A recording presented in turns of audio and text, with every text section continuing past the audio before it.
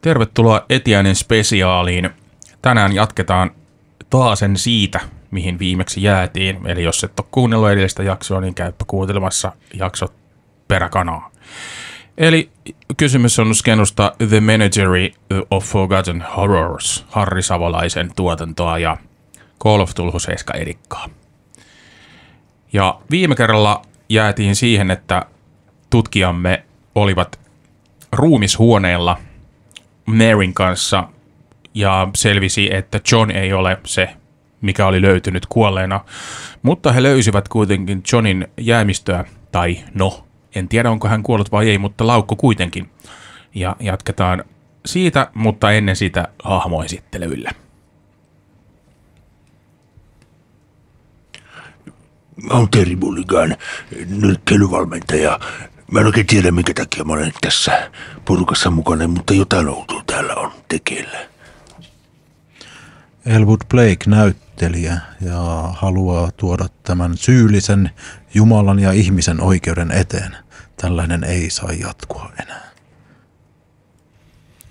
Yksityisetsivä Shane McMahon. No, ehkä tämä juttu meni just niin kuin aina se menee, mutta aika protokollanomaisesti mennään eteenpäin. Kiitti. Rita Palmer, erittäin pätevä journalisti ja kaikki okkultistinen kiinnostaa. No niin, ja jatketaan sitten siitä. Sankarit ovat tosiaan matkalla poispäin Maryn kotia, tällä kertaa kävellen. Neiti Palmer, sinulla on niitä paholaisen tekemiä kirjoja. Olisiko niissä jotain näistä paholaisten teoista mainittu erikseen? Nämä mitään paholaisen tekemiä kirjoja ole, mutta en minä tiedä. Voinhan minä näitä selailla, mutta siinä voi kestää hetki. Terri, kurkataanko sinne laukkuun? No katsotaan, Jukopliut, kun sitä on tänne asti raahattu. Niinpä. Avaat laukun ja sisällä on pieni nahkasidottu kirja.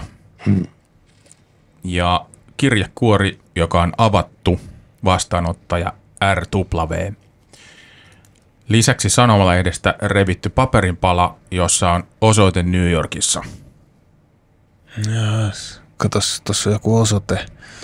Mikäs tää? Ja sitten taas näitä Saaplarin kirjoja, mutta komeat nahkakannet on kyllä. Haluatteko neiti Palmer vilkastaa? Kyllä kiitos, minä voisin avata sen. Siis sen kirjan? Kyllä kiitos. No avaat sen kirjan ja siellähän on tekstiä, se on päiväkirja. Tämä on se Johnin kadotettu päiväkirja. Onko? Älä saa. Kyllä, aivan varmasti. Mitä se siellä teki? No, tämähän oli Johnin laukku, niin ehkä hän on kantanut sitä mukanaan, ottanut sen sieltä sängyn välistä pois. Miten kuka nyt kantaa unipäiväkirjaa päivisin matkassa? Ehkä hän ottaa päiväunia ja kirjoittaa sen jälkeen unensa siihen. Niin, olettehan tekin nähneet niitä valveunia. No ei nyt puhuta niistä. Jos vähän tulee osumaan uimoon, niin sillä on sivuvaikutuksia. Kyllä, mutta eniten mua kiinnostaa se, että tämä on Johnin päiväkirja ja tämä on Johnin laukkukin. Ja nämä kamppeet on Johnin. Johnia ei ollut tuolla kuitenkaan ruumishuoneella.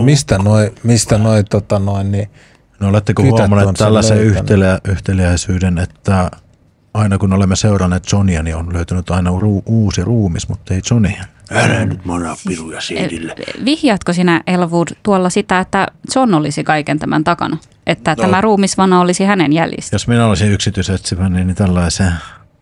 No, mutta jos luetaan näitä päiväkirjamerkintöjä, ehkä näistä jotain selvää. Tässä on vähän hankala käsiala, mutta kyllä meikäläinen lukiosa älkää sitä epäilkö. Hetkinen, kesäkuun 12.23. Huomasin olevani muinoisessa metsässä.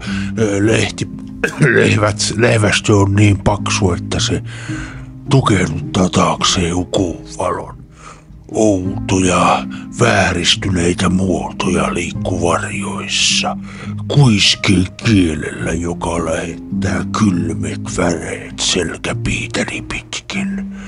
Sitten törmää jonnekin aukiolle, jossa 2 monoliittista kiveä seisoo pystyssä täynnä outoja selittämättömiä symboleja. Kun lähestyn, jonkinlainen haamu ilmaantuu näkyviin silmätonttoina, kasvot venyneinä, ikään kuin ikuiseen päättymättömään suruun. Ilmestys puhuu petoksesta ja synkeistä rituaaleista, surun täyteisellä äänellä, joka kaikuu sielussani. Minulla on varmasti täytynyt puhua ääneen unissani, koska Mary herätti minut ja kysyi, oliko kaikki kunnossa, kuultua kirkuna alakerrasta. Sitten tässä on tauko. Seuraava on kesäkuun 18. päivä. Unessani kuli halki aavemaisen kylän, autioituneen kylän, jossa rakennukset olivat taipuneet luonnottomiin kulmiin. Ilma oli täynnä sumua ja rappeon tuoksua. Kuulin kaukaisen, etäisen valituksen ja näen kuin välähtelevää soihdunvaloa jossain autereen keskellä. Varjoja oudoista hahmoista pukeutuneena rääsyihin, vanhoihin muinaisen maailman asusteisiin yhtäkkiä kaikkialla ympärilläni ja huomasin makaavani maassa väkijoukon keskellä. He pahoinpitelivät minua kivuliaasti ja väkivalloin raasivat minua kaduilta toiselle, kädet sidottuina ja kasvot kauhun vääristäminä. Kyläläisten silmät hehkuvat fanaattista kuumeista paloa ja jonkin väistämättömän tuhon uhka roikkui raskaana ilmassa. Aamulla tunsin yhä tuon pieksennän aiheuttaman kivun, mutta sen on täytynyt olla kuvittelua. Taas on taukoa. Kesäkuun 25. Olin jonkinlaisen synkän, ikään kuin tukahduttavan metsän kätköissä, jonka puut kynsivät minua oksilla, jotka muistuttivat luurankoja. Kohtasin oudon pahaenteisen hahmon tekemässä jonkinlaista epäpyhää rituaalia elottoman ruumiin yllä. Sen silmät paloivat helvetillisellä valolla, kun hän levitti mustaa, jonkinlaista tervamaista ainetta ruumiin rintaan. Maa värähteli ja jonkinlainen maaninen selkäpiitä karmiva nauru täytti ilman. Maassa makaava hahmo liikahti, sen silmät välähtivät auki ja minun koko syntymämerkkini poltti kuin lihaa olisi revitty väkivalloin irti. Minun täytyy hakea äkkiä märkä pyyhe, kostuttaa sillä rintaani ja pitää sitä rintaani vasten melkeinpä tunnin ajan ennen kuin kipu hitaasti vaimeni. Nyt olen aivan väsymyksen uuttama. Luulen, että olen menettämässä järkeni. Terri, hei. Mikä siellä on viimeinen merkintä? Toi alkaa kuulostaa aika diipiltä. Mutta tuo kuulostaa samalta niistä näystä, mitä te oikein olette nähneet metsästä ja hahmoista. Kyllä. Näitä on vielä lisääkin. Tässä on heinäkuun 1. Unessa seison aution kivisen kukkulan päällä ja maisema ympärilleni on vääristynyt ja vieras.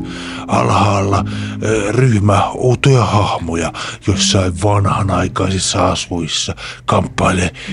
Yksi niistä aseistunut musketilla. Kuuluu laukauksia, jotka kaikuvat öisessä ilmassa. Kaikki oli niin sekavaa, väkivallan täyteistä, huutoja kaikkialla ja ruudin kitkerä tuoksu. Tuo minä muistan. Katselin, kuin kaksi miestä kaatui. Heidän ruumiinsa vääntelehtivät outoihin asentoihin tuskassa ja silmät paloivat aavemaisessa tulessa, joka heidän katseensa hitaasti sammui heidän vetäessä viimeiset henkeyksensä. Elokuun 8.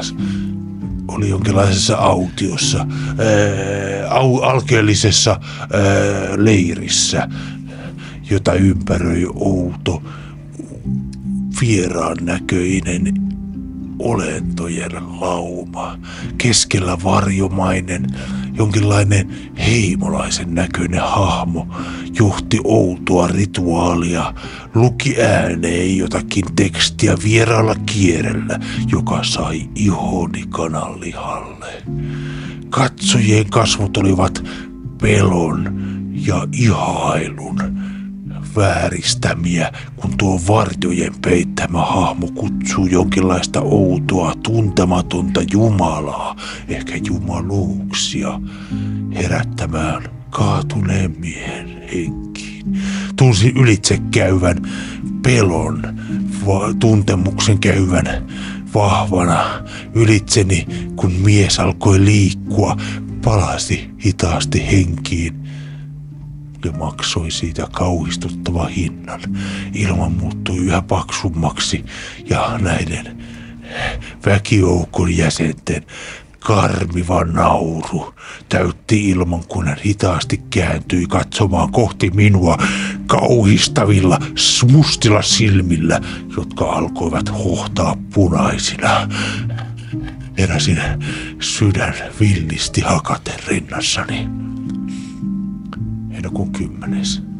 Näin unta jostakin tasangosta, piirteettömästä tasangosta verenkarvaan taivaan alla. Jossakin etäällä yksinäinen hahmo kaivoi hautaa kahden muinaisen kiven välissä.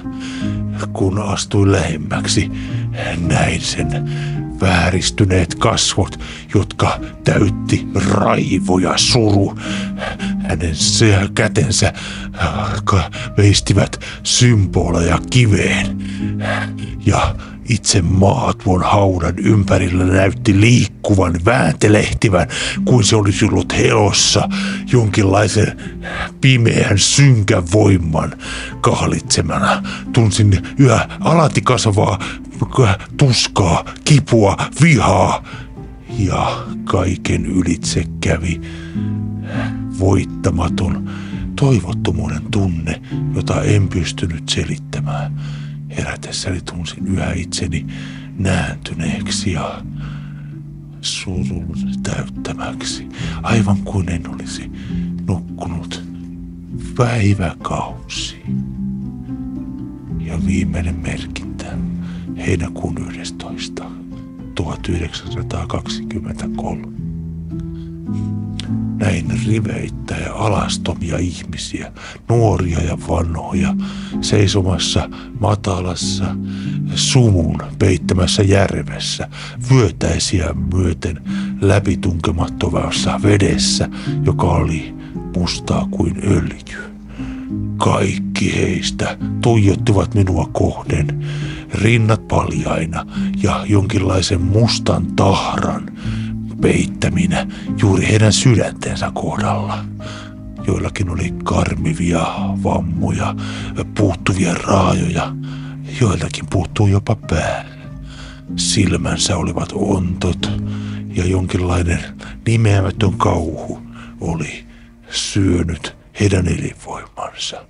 Ja heidän yllänsä koosi valtaisa toismaailmallinen hahmo, jonka nauru oli kaos, surun, mielipuolisuuden, epätoivon kaos. Halusin juosta pakoon, mutta ymmärsin, että minäkin seisoin rintaani myöten tuossa vedessä, jossa ei ollut näkyvissä lainkaan maata. Ainoastaan usvaa, joka tuon tyynen veden ympäröi jokaisessa suunnassa ja heijasti outoa mieltä kääntävää vaalea vihreää kuun valoa, joka kimalsi jossakin tuon usvan yläpuolella. Äkkiä menetin tasapainoni ja kaaduin, kun lukemattomat kädet raahasivat minua, kiskuvat minua vedenpinnan alle ja heräsin itse sängyssä aivan jeen peittämän. Teri, oot sä kunnossa? Kaikki tuntui niin elävältä. Mieleni palautui jotain tällaista minäkin olen nähnyt. Näitä karmivia unia, jotka tuntuvat niin oudolta ja nyt ne ovat jälleen niin elävinä mielessäni. Ja kaikki sotkeutuu. Kaikki sotkeutuu mielessä. Teri, sinä olet meidän kanssa. Älä anna viedä. Ei olisi pitänyt lukea näitä. Jotenkin ne tuntui kaikki niin. Aivan kuin olisi ollut joku toinen. Aivan siis oli jossain muualla. Se tuntui niin elävältä. Ei Juko Priut sentään. En ole tällaista ennen lukenut. No niin, koitahan ottaa ittees niskasta kiinni, mies. En ole kyllä muutenkaan mitään lukumiehiä, mutta ehkä hyvästä syystä. Käy voi meille tämmönen. Niin. Jotkut kestää iskuja, jotkut kestää sanoja. Sä kestät iskuja ja Palmer sanoja. Hyvin sanottu. Jätetään se näin päin. Pidetään kiinni tästä. Mutta mies, joka kirjoittaa tuollaisia sanoja, niin mihin sellainen voisi lähteä? Ihan minne tahansa. No. Kourulaan sanon minä. No, Ainakaan ei ruumishuoneelle ole vielä päätynyt. mutta eihän tämän kaikki voi olla sattumaa, että mekin olemme kokeneet jotain näkyjä ja John kirjoittaa tällaisista. Muistatteko te, missä te näitte ensimmäisen kerran ne näyt?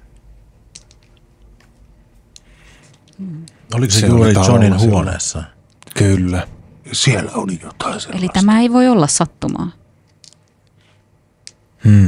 Oli se aika eriskummallinen sattuma. Tässä on niin paljon outoa tapahtunut. Mutta mitä tässä voi olla takana? Unia, syntymämerkkejä, jonkinlainen raateleva peto ja ne epäinhimilliset jalanjäljet. Ja Mustajärvi. Kyllä, ja John kirjoitti rituaaleista, jossa käyttiin tällaista mustaa tervamaista ainetta. Ja hän tunsi, että hänen oma syntymämerkkinsä rinnan päällä poltti jotenkin. Joo, niin siinä luki. Ne raapi ihon päältään. Miten hän oli se sinne niissä sanonut? Se oli kaikenlaisia symboleita ja hahmoja ja alastomia ihmisiä ja mitä Kaksi kaikkea. monoliittia. Kyllä. Joo, ja niissä oli niitä jotain Juko Priut kaiverruksia.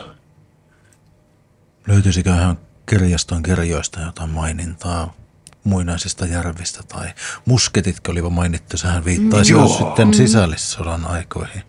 Juko Priut on oikeassa. Niin vanha juttu. Ja eikö tämä syntymämerkki nyt ollut joku näiden tämän Kyllä, suvun merkki, että onko heillä joku tällainen sukurasite, että joillakin heidän esi-isilleen on tehty jotain ja se on jäänyt perimään tai mitäköhän tässä voi olla takana? Voiko tämä liittyä johonkin noita vainohommiin? Niiltähän mun käsittääkseni etittiin noidan merkkiä. Kyllä. Ja upotettiin veteen, Kyllä. että kelluuko vai ei. Kyllä. Juko Priut, kun muistas vielä, että kummin päin se nyt meni. No se oli, että jos se hukkui, niin se ei ollut noita, mutta eihän siinä ole tullut mitään hyötyä sitten, että kuolihan se siinä sitten. No se on selvä homma sitten. Black. Jaa. Mihin mä oon mennyt sotkeutumaan? Mä en halua tuota kirjaa toisten lukea. Painakaa se Minä voin ottaa Ota sen kyllä. sen. Minä otan ja minä tutkin näitä kyllä ihan ilomielin. Juu, tämän neiti jälkeen. Parempi, että Mutta- neiti Palmer ei tutki niitä Ei, kyllä minä kauheasti. otan tämän nyt itselleni, mutta siellähän oli myös joku avattu kirje. Niin oli muuten. Ehkä sen uskaltaa lukea, se on jo valmiiksi avattu. Avaat kirjeen ja kirjassa lukee: Hyvä ystävä, luotan siihen, että tämä kirja saavuttaa sinut viipymättä. Kirjoitan ilmoittaakseni sinulle erittäin tärkeästä asiasta, joka vaatii välitöntä huomiotasi. Teitä odottaa New Rochelle-aseman matkatavaratoimistossa paketti. Koska sen sisältö on arkaluontoinen, kehotan teitä hakemaan sen henkilökohtaisesti ja tarkastamaan oheisen materiaalin äärettömän ja ehdottoman huolellisesti. Älkää siirtäkö tätä tehtävää henkilökunnalle, sillä vaitiolovelvollisuus on ensiarvoisen tärkeää. Kiitän teitä nopeasta huomiostanne tässä kiireellisessä asiassa. Ystävällisin terveisin E.H.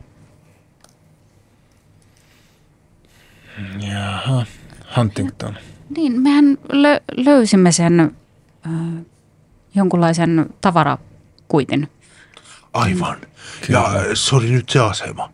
Niin, eli Kyllä. kyse on varmaan tästä paketista. Pakko sen Lähdetään Eli katsomaan. ainakaan sitä ei ole noudettu vielä. Lähdetään katsomaan. Selvä kuin pläkki. No niin, eli lähdette sitten New Rochelle Station, eli New Rochellen asemalle katsomaan pakettia. Ja joo, okei. Eli menette sinne sitten ja tuosta sitten katsotaan, mitä siellä on. Astutte New Rochelle-aseman matkatavaratoimistoon. Kiillotetun puun tuoksu täyttää ilman. Huone on pieni ja suuri ikkuna heittää lämmintä valoa puisen tiskin yli. Tiskin takana seisoo lyhyt mies, jolla on suuret pusikkoviikset. Hän on pukeutunut siististi silitettyyn aseman pukuun. Hänen lippalakkiinsa on kiinnitetty aseman tunnus. Hän tarkkailee sinua tai teitä ammatillisesti, mutta uteliaalla katseella, valmiina auttamaan. Hänen kätensä on ison tilikirjan päällä. Hänen takanaan olevat seinät on vuorettuja hyllyjä, jotka on täynnä ruskeaan käärittyjä paketteja ja matkalaukkuja. Jahas, päivää. Päivää. Tultiin hakemaan meidän pakettia. Pitäisi olla saapunut jo. Kuitti, olkaa hyvä. Tuossa, ole hyvä. Kiitos. Ja hetki. Hän lähtee kohti hyllyjä ja tuo sitten teille ruskeaan paperiin käärityn tuommoisen kenkälaatikon kokoisen laatikon. Ja tässä saisinko vielä kuittauksen? Joo, totta kai. Kiitos ja Kiitos. Hyvää päivän jatkaa, herra. kiitos. Ja mennäänkö tuohon pihalle katsomaan? Mennään vaan. Katsotaan, ettei paikalla ole ajoneuvoja, jotka ehkä ovat seuranneet meitä. Tai orankia. Niin, Juu. kyllä. Just sitä. No niin, katsotaan, mitä tää oikein kätkee sisäänsä. No niin, eli pahvilaatikko on kääritty tavalliseen ruskean pakkauspaperiin, niin kuin sanoin, ja se on sidottu narulla.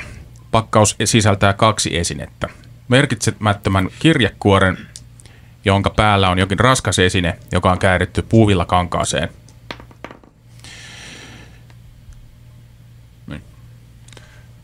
Taas näitä kirjeitä. Ei tiedä hyvää. Näytäpä sitä esinettä, se näyttää. Siinä on joku rätti ympärillä. Varmaan särkyvä. Avaat sen, sieltä paljastuu tikari, joka on koristeltu kultaisilla koristeilla, on yksinkaltaisilla kivillä. Ne on upotettu. Terä on noin 30 senttiä pitkä. Se on valmistettu tummasta metallista ja tuntuu kosketettaessa epätavallisen kylmältä. Siis tämän on pakko olla rituaali, tikari. Juko pliut. Kääritään se nyt saman tien takaisin, että Melkoinen kukaan leipäveitti on. No minä en ehkä sillä kyllä leikkaisi leipää, Terri. Niin, Tai että on mitään enemmän muuta. lihaveitsi. No verenvuodatusveitsi ehkä enemmän.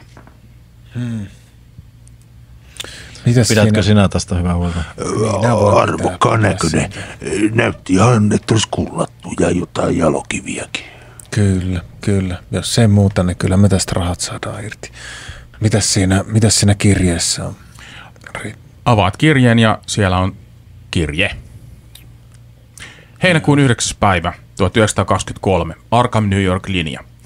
Hyvä herra Wilmore, pahoittelen tämän kirjeenvaihdon salamyhkäistä luonnetta, mutta tiedot, joita olen aikeissa antaa, ei missään tapauksessa saa joutua väärinkäsiin. Yhteytemme tällaisiin asioihin voisi asettaa meidät erittäin epäsuotuisaan valoon. Luotan siihen, että luette tämän kirjeen yksinäisesti ja jaatte tarvittavat yksityiskohdat vain niiden kanssa, joihin voitte luottaa varauksetta.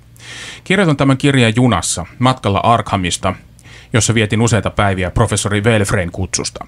Professori Welfrey on tunnettu auktoriteetti Miskatonikin yliopiston egyptologian laitoksella, ja hän on yhtä kiinnostunut kuin minä erikoisista ja esoteerisista asioista. Professori oli kuullut tutkimuksestamme ja luennostani New Yorkin Historical Societyssä ja halusi keskustella löydöksistämme. Hänen huomionsa kiinnittyi lukuisiin elementteihin, jotka esiintyi toistuvasti tarinassa, joka juontaa juurensa muinaiseen Egyptiin. Tämä kertomus puuttuu egyptiläisistä hieroglyfeistä, mutta tapahtumia on tulkittu babylonialaisista kiilakirjoitustauluista, jotka kuvaa merkittäviä tapahtumia Thebassa. Professori Welfrey on löytänyt todisteita siitä, että nämä tapahtumat on järjestelmällisesti tukahdutettu Egyptissä ja että niistä laaditut kertomukset on tuhottu jopa nykyaikaan asti. Tämä paljastus asettaa haudanryöstäjien motiivit huolestuttavaan uuteen valoon. Erässä aikalaiskertomuksessa faarao Hor-Ahan dynastian ajalta on maininta Egyptissä elävästä Noita-heimosta, joka teki sopimuksen muinaisen henkiolennon kanssa. Tätä henkiolentoa kutsutaan kirjoituksissa Nyarlathotepiksi tai Nyarotepiksi. Williamsin tarinaan nähden huomattava rinnastus on se, että tämän Noita-heimon miespuoliset jälkeläiset syntyivät erikoisella merkillä. Myöhemmin nämä jälkeläiset pyrkivät seuraamaan toista jumaluutta, joka tunnettiin nimeltä Tzat-Sharun, mikä suututti Nyarotepin tai Nyarlathotepin. Henki ilmeni tai esiintyi ja tuhosi ne, jotka vastustivat häntä lähettämällä yliluonnollisia olentoja täyttämään hänen käskynsä. Verilöylystä jäi jäljelle vain korkea Al-Rahotep ja hänen 2 poikaansa elossa, ja heidän pelasti Tzat-Sharunille omistettu voimakas esine. Myöhemmin Al-Rahotepin pojat liittyivät faaraoiden papistoon. Professori uskoo, että tämä esine on tikari, joka löydettiin tebanialaisesta haudasta, joka liittyy tähän. Se löydettiin kotelosta, jossa oli sekä Al-Rahotepin että Tzat-Sharunin symboleja. Tämä tikari lähetettiin British Museumin kollegoidensa tutkittavaksi. Joo. Rakas ystäväni, kehotan teitä vakavasti harkitsemaan uudelleen suunniteltua yritystänne. Jos kuitenkin päätätte jatkaa, professori suostuu lainaamaan tämän muinaisen esineen tutkimuksiasi varten. Toivon, että pidätte esineen turvassa ja keskustelette tarvittavista toimenpiteistä ystäväni kanssa. Olen vakuuttunut siitä, että ne, jotka pitävät Williamsin kirousta hölynpölynä, pitäisivät meitä hulluna, joten salassapidon tarve on ilmeinen. Luotan siihen, että ymmärrätte tämän kirjan vakavuuden ja noudatatte ohjeitanne huolellisesti. Ystävällisin terveisin Edward Huntington. Jahas. No. Rituaaliveitse. Pakana jumalille. Niin, eli tämän mukaan tämä olisi jonkunlainen kirous, että kaikki miehet syntyivät jonkunlainen omituinen merkki rinnassaan. Mutta että jollekin muinais-egyptiläiselle noita heimolle suku. Kuulostaa kyllä erittäin epätodennäköistä. Kyllä. Aika kaukaa haettu. No en nyt sanoisi Egyptistä niin. asti. No ehkä Egypti on kaukaa, mutta tässähän voisi olla jotain perää. Niin. Tai tuskin John oletettavasti on tätä tutkinut, niin tuskin hän nyt niin kuin turhan takia, että jos hän uskoo tähän. Mutta ainakin toi tikari, se kyllä kertoo, että jotain tässä on. Ja sehän varmasti sopii tähän tarinaan. Voisiko se olla muinaisesta Egyptistä? No minä en ole niin tutustunut näihin muinaisegyptiläisiin artefakteihin, mutta kyllä tämä vanhalta näyttää. Siinä mainittiin toi sukukirous. Ja ne syntymämerkit. Kyllä. Minkälainen sukukirous se sitten on olevina? No ehkä jos tässä oli kyse tästä jonkunlaista noitaheimosta, niin ehkä he ovat kironneet joskus aikoja sitten tämän suvun, mutta en tietysti tiedä miten, mutta ehkä tämä tikari liittyy siihen, miten se on laitettu alkuun. Ja ehkä John on halunnut tikarin, jotta hän voi poistaa sen jotenkin. En tiedä. Niin. Mutta hän ei koskaan hakenut sitä tikaria. Ei varmaan ehtinyt. Ehkä hän joutui lähtemään mutta se karkuun tai tarkoittaa, kuoli. että hän ei tosiaankaan ole ehtinyt tehdä sitä rituaalia, josta tässä kirjeessä nyt varoitetaankin. Siltä näyttää. Tämä on kyllä niin mielenkiintoista. Mitäs jos se kirous on näiden unien näkeminen ja hulluus? Se voi hyvin olla, mutta tarkoittaako tämä sitten, miksi me sitten näimme näitä näkyjä? Ehkä te olette saaneet osan. Meikä kyllä veikkaa, että se kirous on se oranki tai mikä lienee, joka hiippailee täällä ja jolla oli Maryn kasvot. Tai ehkä se todellinen kirous on se aivopesu, mitä näille kaikille ihmisille tässä ympärissä on tapahtunut. Että ne ei mukaan näe koko hommasta yhtään mitään ihmeellistä. Tuo oli aika syvällistä. Oli ihan syvällistä meikäläisellä. Mennään nyt painaa pataa jotakuta. Nyt Teri. Kuka tässä on syyllinen? Teri, pidä nyt hermosi kurissa. Meikäläistä menee hermo. Tällaisia Jukobliut päiväkirjoja pistetään lukemaan ja ties saanko enää ensi yönä unta. Ne oli aika vahvoja näkyjä ja sitten joku tällainen Jukobliut egyptiläinen tikari ja joku kirous ja syntymämerkkejä ja mitä kaikkea. Jos sinä nyt Teri hetken vaikka hengittelisit siinä rauhassa, juokse vaikka pari ympyrää, niin tulee parempi mieli. Ehkä siinä on idea. Rupeamena menee meikäläisenä yli tämmöinen. No minä en ainakaan tiedä mitään egyptiläisestä historiasta tai jostain pakanajumalista, mitkä siellä on reihunut.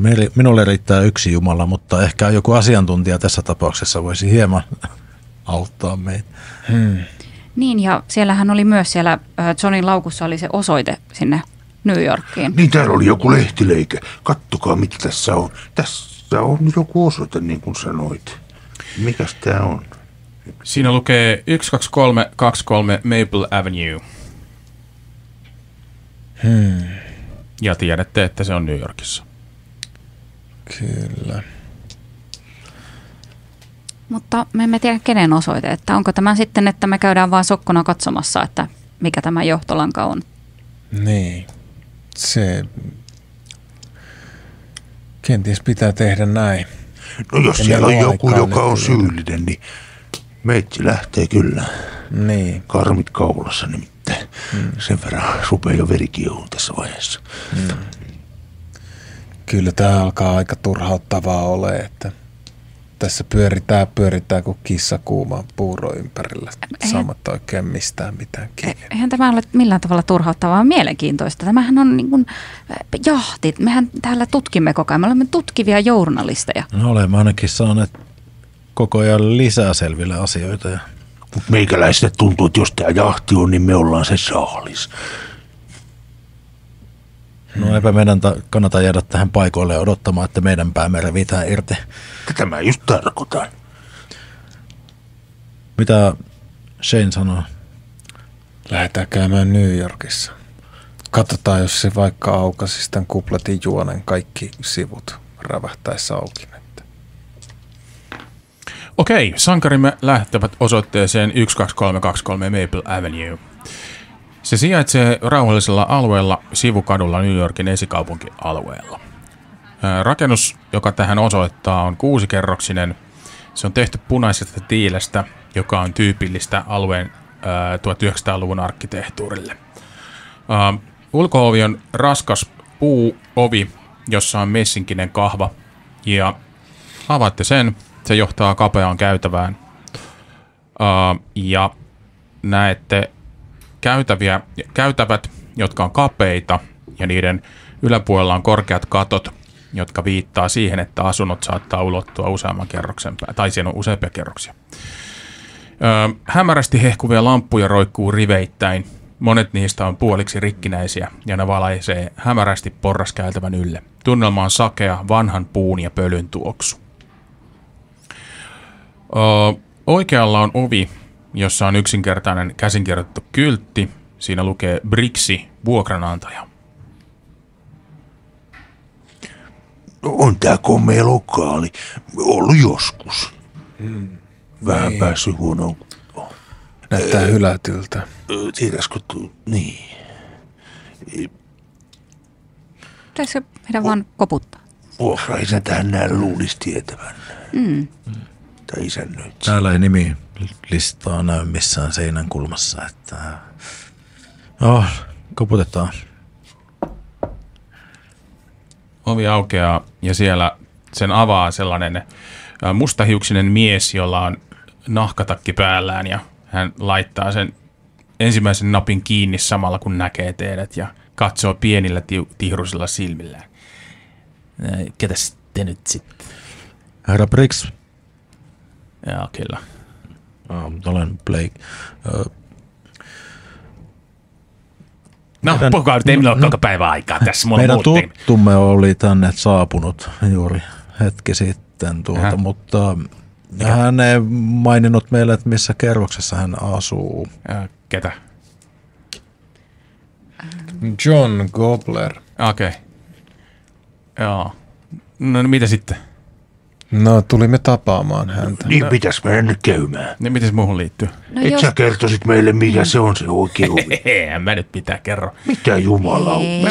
herra. Se nyt kato silleen me, että tulee jotain randomit tähän ja no mun kuitenkin asiakkaita. Tuolla ei voi tulla vaan pyytämään. Joo, no. Nytkö on koittanut Virvoittaisiko hetkeni? tämä seteli kenties kielenkantajanne? Joo, se on 4. kerros. $20. Huone 23. Kiitos. Selvä, kiitos. Mä olisin tehnyt toi ilmaiseksi. Ois saanut vähän oppia siitä. No sitten No sä sehän voit olisi vielä kutsunut koputtaa poliisi. ja anna mennä mun puolesta. Ota se 20 takas sieltä. No ehkä paluumatkalla. Kyllä. No niin, mennään käymään sitten. Lähdette sinne 4. kerrokseen ja siinä on tosiaan ovi, jossa on numero 23.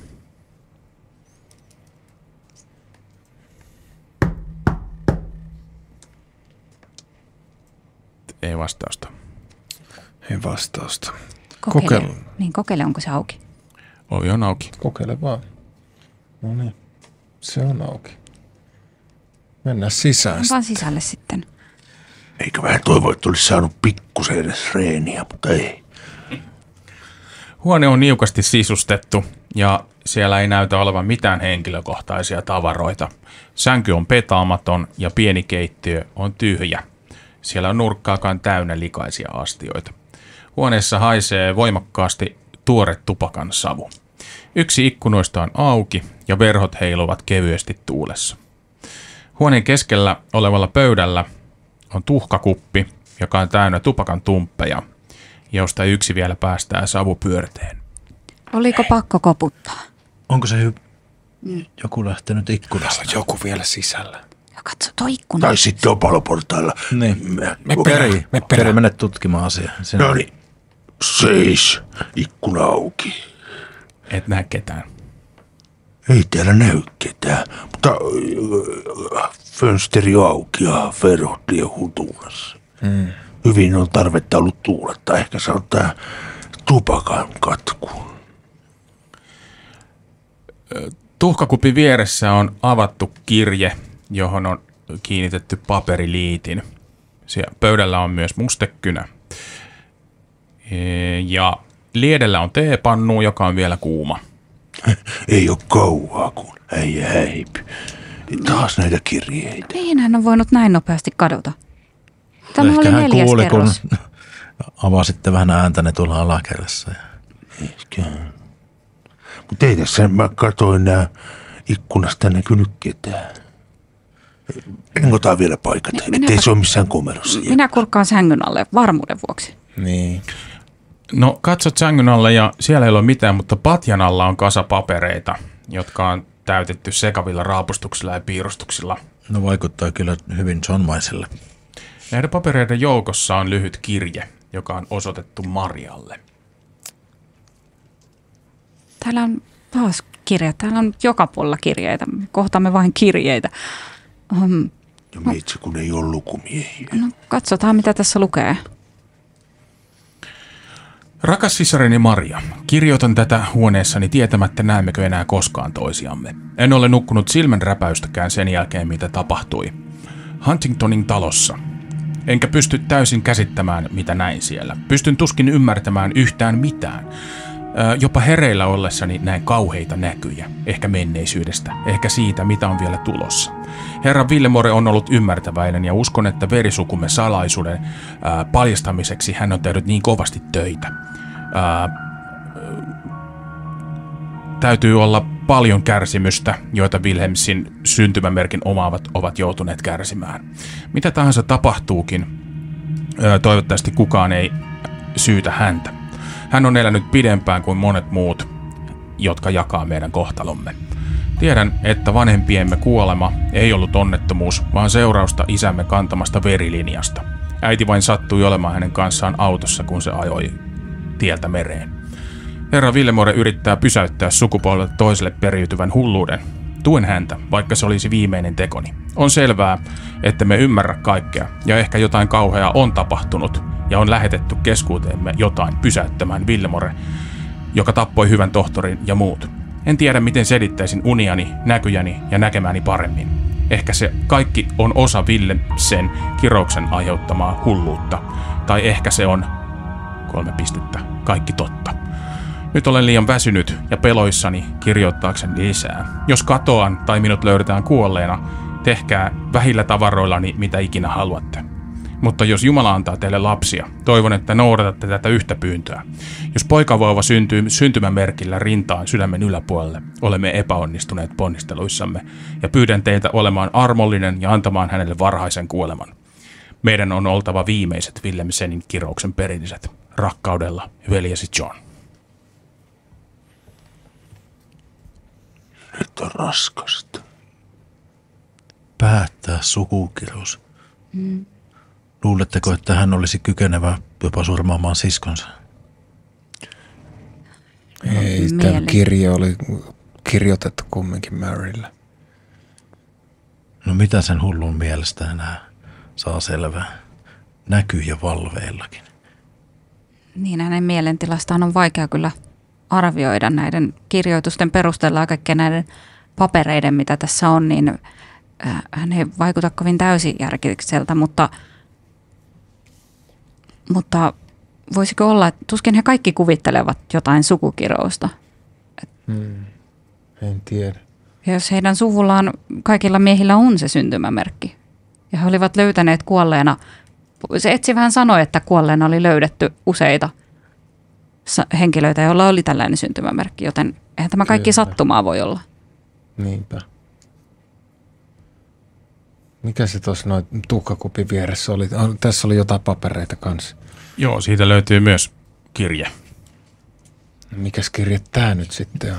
Rakas John, uskon, että tunnet olosi turvalliseksi huoneessa Mr. Briggsin luona. Hän on ollut herra Villemoren pitkäaikainen yhteistyökumppani. Hänelle on kerrottu, että voitte jäädä niin pitkäksi aikaa kuin haluatte ja niin kauan kuin haluatte. Kuten olette huomanneet, hän huolehtii ruoasta ja ruokahuollosta ja juomista, joten teidän ei tarvitse lähteä, jos ette halua. Pyydän, että pidätte tätä arvostuksen eleenä herra Villemorelta korvaamattomasta avustanne. Minulla on ilo ilmoittaa, että valmistelut on nyt käynnissä ja matkamme suuri loppuhuipennus tapahtuu tänä iltana Willemsenin alueella, jossa olette jo käyneet, kun tapasimme viimeksi. Auto lähetetään hakemaan teidät juuri ennen sulkemisaikaa. Eläinpuiston henkilökunta on ilmoitettu sallivansa sisäänpääsyn sulkemisaikana tämän kirjeen liitteenä olevalla lipulla. Ystävällisin terveisin Norris Spencer Villemoren puolesta. Se on se sama paikka, missä me kävimme jo. Arvasin, että siellä on jotain muutakin kuin oravia. F. Villemore. Tai Willemsen. Mutta siinä lukee tänä iltana. Eiköhän pistetä höpinää, tötteröä ja jalkaa toiseen eteen ja lähdetä katsomaan. Yhtäkkiä ovi pamahtaa auki ja sieltä tulee 6 isoa järkälemäistä miestä ja osoittaa teitä aseilla. Jahas, ketäs te ootte? No nyt rupee tapahtumaan. Te jätkät lähdette meidän mukaan nyt. Tai rupee päätä putoilemaan. Niin, keneltä putoo, keneltä ei. Laske se nyt alas se ase. Niitä on 6. Me voidaan ehkä puhua tämä jotenkin. Me emme ole mitään pahaa tahtomassa kenellekään. Ne lähestyy teitä, aseet ojennettuna. Ei rauhoittukaan. Tässä ei Täällä ole on mitään. neiti-henkilökin paikalla. Tässä ei ole nyt mitään. Miksi te näin aggressiivisia olette meitä kohtaan? Me olemme tehneet mitään pahaa. Te olette sotkentuneet asioihin, mitkä ei kuulu teille, ja se pitää selvittää perinpohjin. Tätähän mä oon just sanonut. Ja Hassi, ja kenenkähän kanssa me selvitetään näitä asioita nyt? Marty, kloroformi. Me kyllä voimme tulla ihan Ja Haas, Martti. hyvissä ehdoin täältä. Tarvitse mihinkään väkivaltaan tai muuhun puuttua. Sinua lähestyy henkilö rätin kanssa, ja Joo. toinen yrittää ottaa sinusta kiinni. No niin, ja Martti, ensimmäinen, joka lähtee ollet siinä. Laukaus ei kuitenkaan osu, ja nyt näyttää siltä, että hän ottaa sinusta kiinni ja saat yrittää dodgeta, jos haluat. Ja sekään onnistu. Hän saa sinusta kiinni ja laittaa kloroformia suusi eteen. Ja, No antakaa nyt hänen olla. Päästäkää hänet irti. loput näistä osoittaa teitä aseella ja sanoo, että kuka on seuraava. Ei tarvi mutkia tähän peliin. Me tullaan niin rauhallisesti. Ja ottakaa nyt se rätti pois ton suun edestä. Ei tässä ruveta tappelemaan, ainakaan vielä. Sinä menetät tajuntasi ja loput näette, kuinka teidän kätenne sidotaan, jos annatte sen tehdä. Ei tarvi sitoa.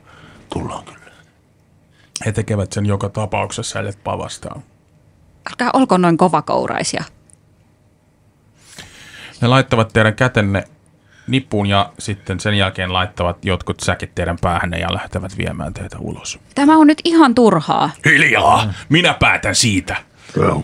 Neiti Palmer, olkaa vaan rauhallinen. Älkää antako Tämä nyt tilanne on nyt ihan sekopäitä tehdä käsittämätön. mitään. Tästä on hyvä jatkaa ensi jaksossa. Jäämme jännittyksellä odottamaan, mitä loppuhuipennus on.